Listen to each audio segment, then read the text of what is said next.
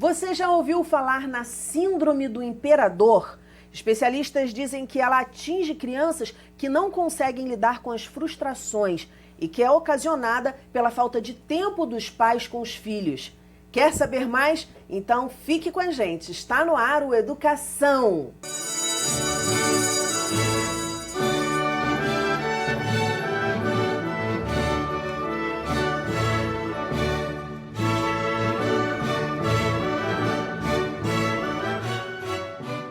Minhas convidadas são a mestra em Psicologia Clínica, Maria Tereza Maldonado, e a professora do Espaço Cultural do Colégio Pedro II, Dilma Mesquita. Muito bem-vindas ao programa. Maria Tereza estava conversando comigo aqui antes da gente começar a gravar. Você falou, olha, a falta de tempo dos pais com os filhos pode ocasionar, e você me elencou outros motivos que podem fazer com que essa síndrome aconteça. Quais são eles? Vamos primeiro esclarecer essa história da síndrome do imperador. Ela se refere às crianças tirânicas. Eu quero agora, não importa o que os outros queiram, sou eu que mando e tem que ser do jeito que eu quero. A questão da falta de tempo dos pais não é a causa exatamente, mas assim, muitos pais, pela falta do tempo, né, de convívio, de qualidade, etc. tal, eles se sentem muitas vezes culpados e aí começa a entrar naquela de compensação.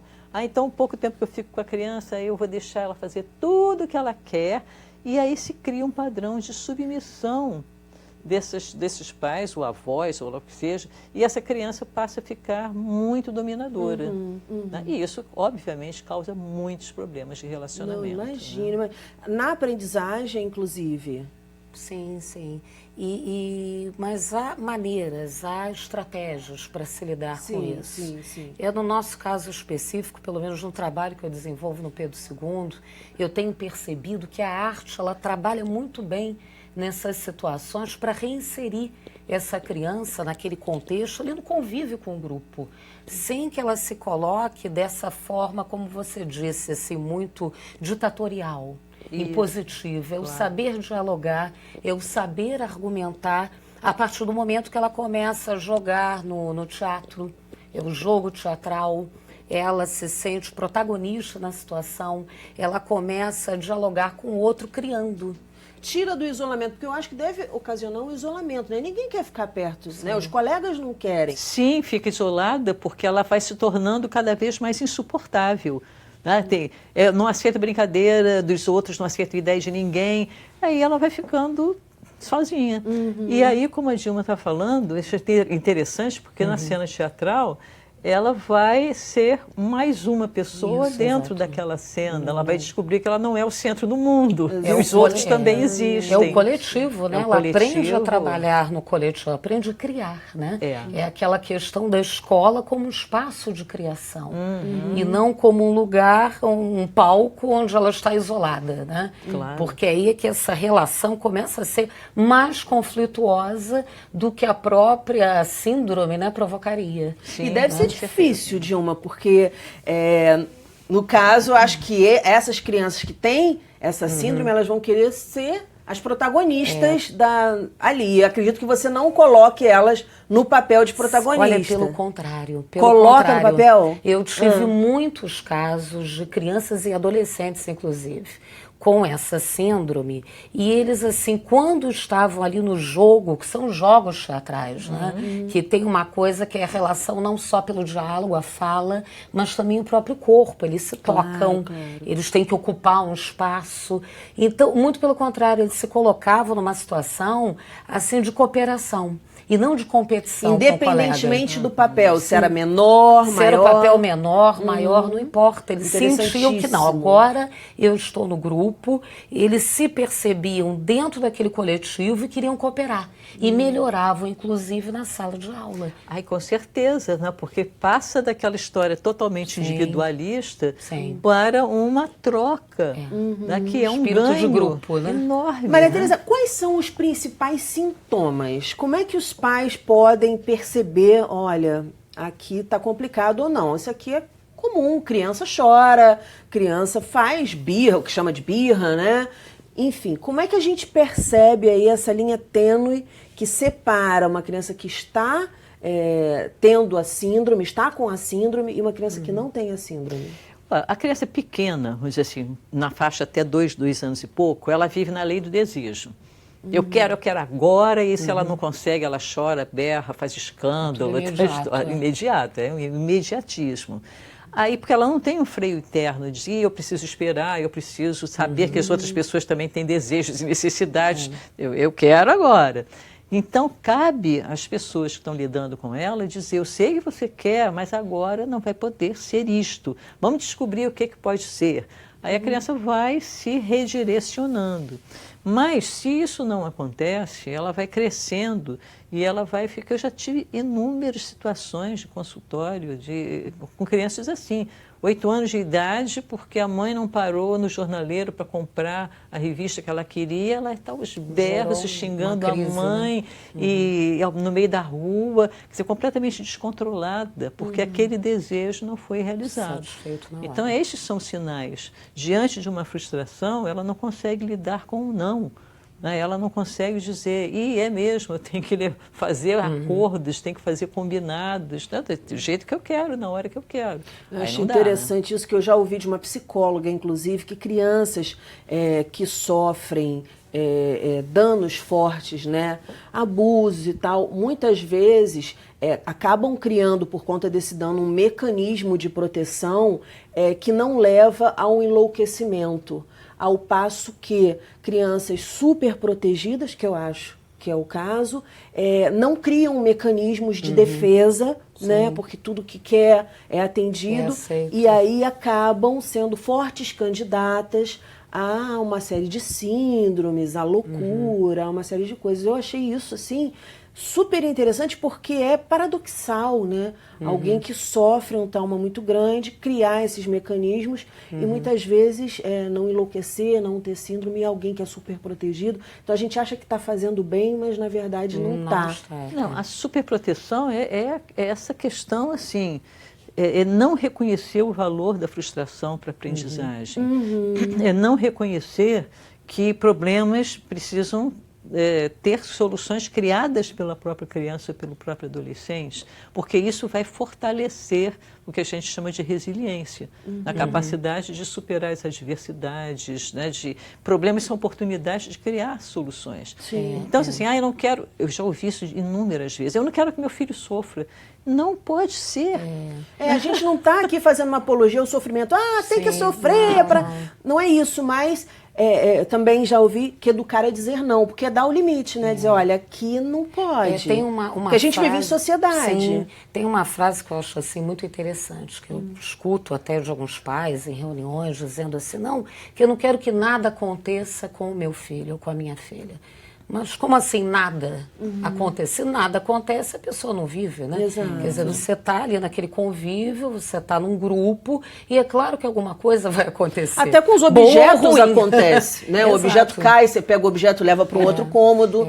Objeto... Sim, mas é exatamente essa ideia que a Dilma está mencionando, né? Que essa criança, essa pessoa vai levar lições da vida a todo momento. A melhor amiga vai dizer, agora você não é a minha melhor amiga, tem outra. Você está na roda o tempo todo, né? E as relações estão acontecendo ali. E uma coisa que eu acho fundamental, que até você citou no momento, a palavra criar. A escola como lugar de criação. Eu acho que esse é um ponto, pelo menos dentro do trabalho que eu desenvolvo no Pedro II e dentro do espaço cultural, é um ponto assim fundamental. Quer dizer, a escola que não é o espaço de imposição do conhecimento, é o lugar de construção do conhecimento, por esse viés da criação, da arte, é o teatro, é a música, é a literatura, é o sarau literário, é uma roda de leitura, onde esse aluno possa se colocar e sabendo que não, agora é o tempo de fala do outro. E você, na verdade, ali está trabalhando a condição humana. Sim, exatamente. Porque quando a gente está simplesmente, né, recebendo conteúdo, copiando do quadro, resolvendo uma educação burocrática. Exato. Né? Você ali não está na condição humana, né? A gente está meio que no automático, né? No robô, na máquina, que tem que dar resposta. É um robô. Exatamente. E agora, né, o que está sendo proposto, não só no Brasil, mas em vários países do mundo, é a importância das competências socioemocionais. Sim. Né? Para poder ter uma boa qualidade de relacionamentos, para poder conviver com as pessoas na sua diversidade, para poder criar soluções para os problemas. Cidadania, né? É uma claro. educação para a cidadania, para Exatamente. formar o cidadão. E não só a pessoa que vai ser jogada no mercado de trabalho, sem perceber que não é só essa questão técnica que vale. Exato. É humano, né? Exato. É a qualidade humana o mais importante. Que Senão é o as que a gente- doenças vêm, né? E A era coisa vai exatamente eclodir. isso que eu ia falar. Era exatamente. Quer dizer, você vai adoecendo, porque a questão do sentido do ser, da nossa condição, Por que né? que eu estou que aqui, é né? criar, que é refletir, Sim. e não apenas reproduzir uma lógica. Com certeza. Dá para reverter? E até que ponto dá e até que ponto não dá para reverter isso na educação? Porque a gente sabe que a educação tem períodos, né? Principalmente com relação a esse desenvolvimento da criança e o início da vida. E aí, sei lá, se alguns responsáveis, eu nem vou dizer pais, mas responsáveis, pessoas da família, falam, caramba, a gente está fazendo isso, como é que a gente reverte? Quais são os Claro primeiros que dá para passos? reverter. Qualquer época é época que a mudança é possível, até porque hoje em dia a gente sabe, pela neurociência, que as conexões neuronais do nosso cérebro estão sempre, Essa é a nossa sempre condição também, mudança. refeitas De mudança. em Ainda bem, né? função da qualidade de relacionamento também. Né? Então, claro que quanto mais tarde é mais difícil, porque aquele padrão já está muito estabelecido. Mas é possível dizer, olha, eu estive revendo, estive pensando, realmente eu acho que não está legal a maneira da gente se relacionar, então vou fazer algumas mudanças por aqui, né? E aí começar a colocar outros padrões, outras possibilidades dentro da própria família, né? E na escola, a escola é uma grande aliada desse processo, né? Porque muitas vezes é ali, como você estava mencionando, na escola que ele vai perceber a necessidade da mudança de padrão de relação, que ele vai ter efetivamente isso com os colegas, com os professores, e que aí ele vai fazer, puxa, mas em casa, né? Eu sou rei total, que negócio é esse? Tem um né? ponto fundamental aí, que é o diálogo. É a questão do diálogo. Quer dizer, se na escola você começa, naquela comunidade, a trabalhar como comunidade de fato, né? A criação coletiva é a parceria, é a cooperação e não só a competição. A minha nota é melhor que a sua, eu falo mais, eu posso mais. Aí, numa situação como essa, né, da síndrome do imperador, é claro que a coisa vai ser reativada, vai ser reforçada, porque acaba que se a escola também não tem essa postura mais aberta de mostrar, não, isso aqui é um lugar onde você tem que criar coletivamente uma comunidade, você tem que cooperar. Você não tem que competir para ver quem fala mais alto, se você ou o seu colega. Se a postura for tão somente de aceitação ou passiva, ou então pior, de mostrar, não, é isso mesmo, vai, olha aqui, a sua nota, vamos lá. E isso acaba meio que ativando mais ainda esse comportamento da criança e do adolescente, que já é o de não saber argumentar, do querer sempre que a sua voz fale mais alto e que esteja valendo sempre só a sua opinião. Imposição. É uma E claro imposição. que isso, se é carregado para a idade adulta, é bem desastroso, Nossa, né? imagina. Porque aí vão se criar as Imagina. relações abusivas.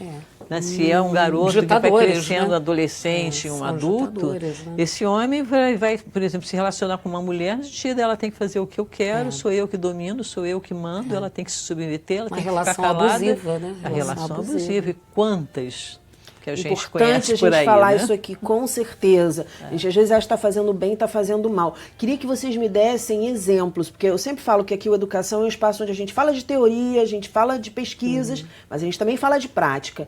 E aí queria que vocês, claro, não identificando, mas que vocês dessem alguns exemplos, para o pessoal que está em casa entender melhor do que a gente está falando. De uma família com uma criança de 5 anos, que uma das coisas que mais angustia a família é assim, meu filho não come. Né? Sim. E aí começa a ceder. Então, me deparei com uma Barganhar, né? família uma vez que era assim, era um verdadeiro circo na hora da refeição. A criança sentava, aí o avô tinha que circular pela mesa, e a avó tinha que contar uma história, e a mãe tinha que fazer uma... Cada um tinha um papel, e ele era o centro Uma da encenação. história. Toda vez que iam comer. Toda vez que tinha que... Aí a criança, não vou comer, não vou comer. Aí meu filho come. Aí vai... Né? Todo um teatro. Todo um teatro onde... E teve uma outra criança, também mais ou menos nessa história toda, que de 7 anos aí, que no fim das contas virou para mim e disse assim, e sabe, mãe, ela foi descrevendo, meu pai vai chegar e disse assim, meu filho come, eu disse, eu não vou comer, mas é importante, mas eu não vou. Aí ele foi descrevendo o diálogo repetido, e aí ele chegou no final e disse assim, sabe, mãe, sou eu que mando em tudo isso. Nossa. A percepção dele, né? Claro. Percepção. E você, Dilma, lá na escola? Eu já tive, assim, situações no teatro, inúmeras. Agora tem uma que me marcou muito, que foi de um aluno, foi na primeira peça que nós encenamos, foi em 2015 isso. A peça montada pelo grupo, encenada pelo grupo, e uma peça interessante, né? Baseada assim, no teatro do absurdo, no Beckett, no Ionesco, então tinha essa pegada do teatro do absurdo. E esse rapaz já era adolescente, 17 anos, ele estava em tratamento, tomando remédios, fazendo terapia, e ele, no começo, assim que ele começou a ensaiar, que ele chegou ao grupo e tal, fazendo as oficinas, ele tinha muita coisa do argumentar contrariamente. Não, esse texto não está legal. Sempre vê um defeito, uma coisinha. Exato, até que o pessoal da orientação pedagógica da escola me procurou, dizendo, olha, professora, tem essa questão e tal, então você procura observar. E, é claro, a família também é fundamental, né, nesse momento, né? Parceria então, tudo. Conversei com a mãe e tal. E ele, quando ele percebeu que o grupo, essa questão do diálogo, quando ele percebeu que o grupo estava coeso, que ele viu, não, peraí, eu ganho mais nessa relação com o outro. Eu não posso encenar sozinho. A vida não é um monólogo. Ótimo, a vida é diálogo. Perfeito. E ele uma vez falou isso no ensaio. Gente, não é um monólogo. Meu personagem, que legal. Quando ele se percebeu na cena mesmo, na peça, no palco, dialogando com o colega que contracenava com ele, ele meio que despertou, poxa, que legal, não é um monólogo, é um diálogo. Que bacana, eu estou conseguindo trocar com você. Legal. Como é que tem muito sido, você falou do papo com a mãe, como é que é o papo com os pais? E aí quero tanto o lado clínico quanto o lado lá da escola. Porque eu vejo que assim, deve ter uma culpa muito grande, né, de você perceber, porque não tem receita de bolo, a educação não tem receita de bolo, tem envolvimento, que eu sempre falo, educação, se você não se envolver, não rola, você tem que se envolver. E se envolvendo, você vai achando as saídas e vai vendo onde você errou. Mas acredito que para alguns pais deve ser muito doloroso perceber que eles fizeram alguma coisa achando que iam, responsáveis, enfim, quem criou, achando que iam melhorar a vida daquela criança, que iam proteger aquela criança e na verdade estavam expondo a riscos, a crescer, um abusador, enfim. Como é que é isso? Como é que é esse trabalho com os pais? A maioria recebe como quando vocês vão dialogar? Eu gosto muito de dizer que maternidade e paternidade é uma balança de créditos e débitos. Ninguém acerta todo, ninguém erra todo. E aí se dar conta dos nossos pontos fortes e pontos fracos, né, das nossas competências e das nossas vulnerabilidades, é muito importante para a gente dizer, bom, a partir daí eu posso me posicionar de outra forma. Perfeito, perfeito. Então, é exatamente isso. Como é que tem sido isso? Isso é difícil, chegar até os responsáveis entenderem, poxa, realmente, e conseguirem mudar, ou você tem que abrir um outro consultório para fazer outras sessões de análise só com esses pais. Porque mudar é difícil, o que eu estou dizendo é isso. É difícil, mas muitas vezes, quando os pais chegam, eles já estão desesperados, porque a criança vai se tornando insuportável até para eles. É muito difícil lidar com uma criança tirânica total, que quer impor tudo a todos, e aí eles sofrem também por ver essa criança com dificuldade de relacionamento na escola, com os colegas, ela não é chamada, ela não é bem-vinda. Então, quer dizer, eles já chegam muito com esse sofrimento, e assim, e agora? Sim. Assim, e agora vamos... Agora, deve ser uma mudança difícil, porque o antes que era sim, começa o não, não pode, não sei o quê. E a reação a isso deve ser braba. A gente vê quem tem, que passa lá Super Nani, você olha, como as crianças reagem, é óbvio, você está acostumado a receber assim, você vai receber não, você vai rir? Fala, não, tá bom, eu entendo que você agora está me dizendo não porque você quer me educar bem. Não é assim. Ficam furiosíssimos, claro, mas né? também não é passado sim para o não. É isso que eu queria que você desse as dicas.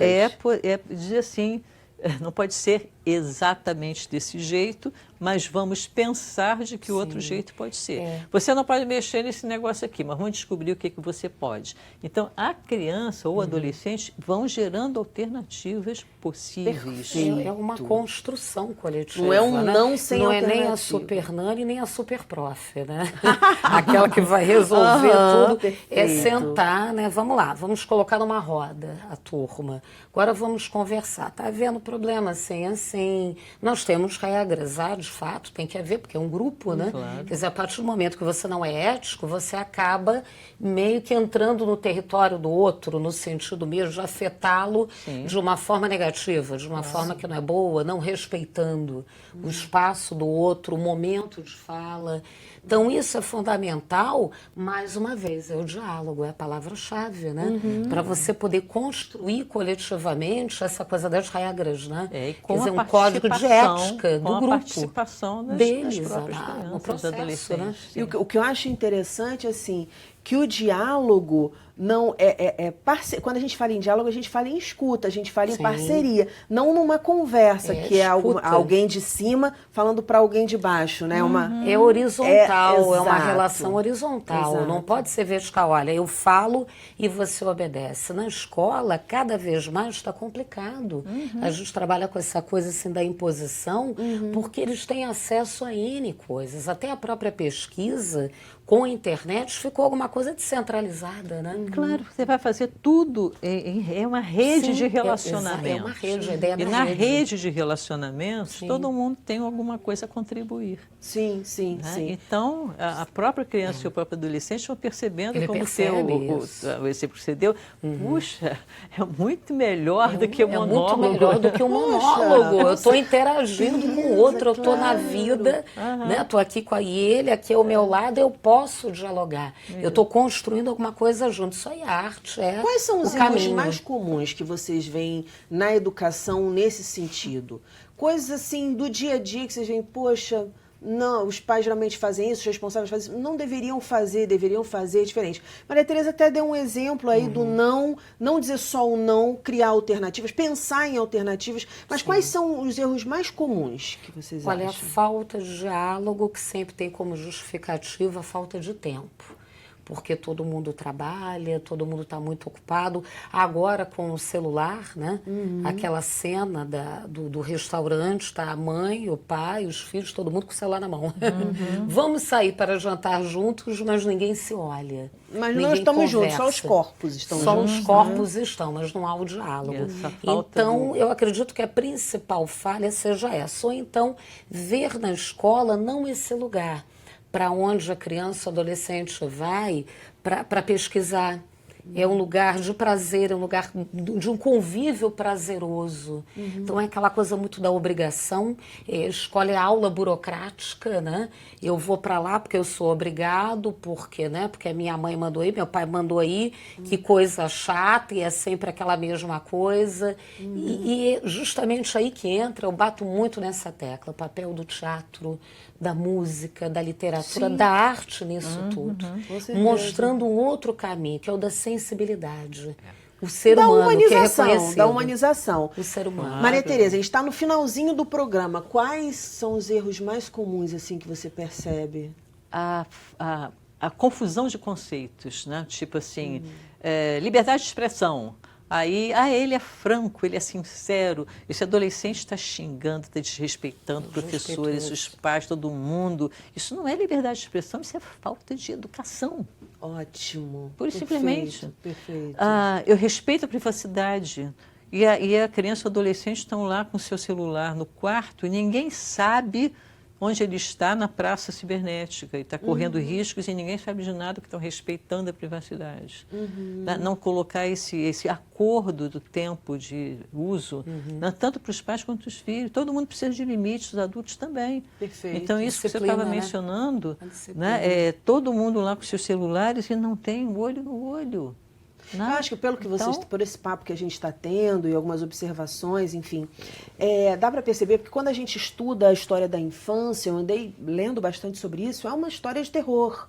Né? No passado a gente não respeitava as nossas crianças, as crianças eram objetos dos pais, em algumas culturas as crianças eram levadas para outras famílias, havia troca de crianças entre as famílias para que essas crianças fossem cuidadas, muitas crianças abusadas. Então assim, e aí a gente foi tomando consciência, a gente foi crescendo enquanto humano, e a gente foi aprendendo e vendo algumas coisas, mas eu percebo que em alguns momentos a gente foi assim do 8 para o 80, né? Ou seja, a gente maltrata de um lado e do outro lado a gente coloca assim acima do bem e do mal. E ninguém está acima do bem e do mal. Acho que esse é o grande alerta que a gente deixa aqui no programa. Sim, a gente ainda tem uma série de crianças que sofrem maus tratos e abusos. Sim, né? Mas sim, essa história de dizer, não, aí a criança é o centro do mundo, não é.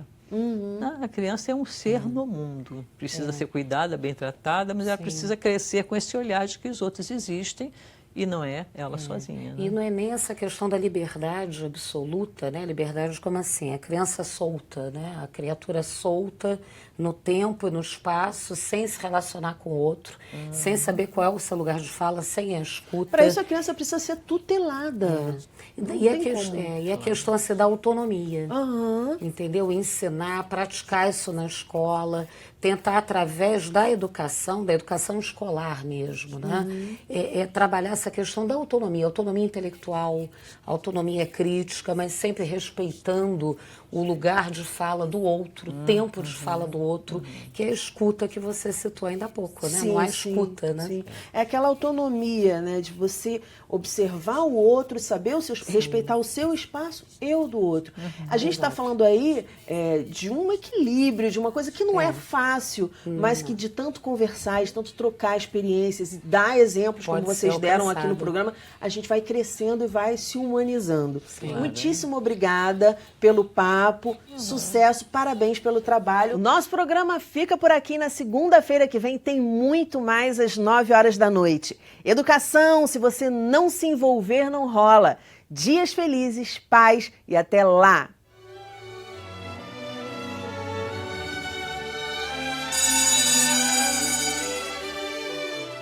Haviam 6 coelhos morando ao redor de um lago. E sem que eles percebessem, uma fruta de uma árvore bem alta despencou, caiu na água e fez ploft.